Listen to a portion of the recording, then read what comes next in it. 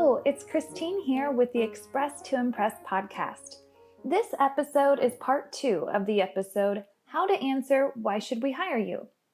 In this episode, you will increase your English vocabulary for everyday conversations in your personal life or work.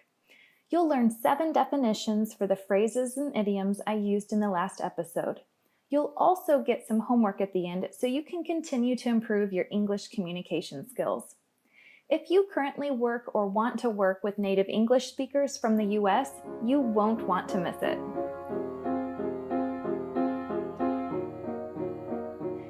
If you like my podcast, don't forget to subscribe to receive notifications whenever I release a new episode. You can subscribe anywhere you download podcasts like Apple Podcasts, on my YouTube channel, or my website at www.express-to-impress.com. Now, let's begin. First, we have earn their keep. And here's how I used it. Hiring managers earn their keep by hiring employees who immediately fit in, make positive contributions to the company, and stick around so the investment pays off.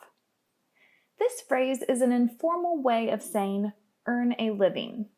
It refers to room and board, which used to mean the only reward for working on a farm, in a home, something like that. All right, next we have stick around. Here's how I used it. Hiring managers earn their keep by hiring employees who immediately fit in, make positive contributions to the company, and stick around so that the investment pays off. Stick around means to stay or remain somewhere. Next, we have put the ball in one's court. And here's how I used it. How can they possibly identify the one candidate who is better than the others? For starters, they can put the ball in your court. This means someone has the responsibility for further action, especially after someone else previously held responsibility. This phrase originated in tennis. Next, we have darn good. And here's how I used it. I want to hire you, but I need a darn good reason to justify it to my superiors. This is a casual or colloquial phrase that means very good. In this phrase, darn can be replaced by a swear word, also starting with the letter D. People use darn when they want to be polite. Next, we have cut through the noise, and here's how I used it. It's your chance to cut through the noise and tell them exactly what is unique about you. It means that you can communicate in a way that grabs people's attention. Next, we have hit the ground running, and here's how I used it. While you cannot possibly know other applicants' qualifications, you can sell yourself to the best of your ability, stating the things that would make you really great at the job and convincing the hiring manager you're ready to hit the ground running. This is an informal way of saying proceeding at a fast pace with great enthusiasm at the start of something. And finally, we have level-headed, and here's how I used it. I'm good at helping people stay level-headed when something irritates them. Level-headed is an adjective used to describe a person who is calm and sensible, even under challenging situations. Before we wrap up, I want to share some good news. My online video course, How to Succeed in a Job Interview, is selling like hotcakes.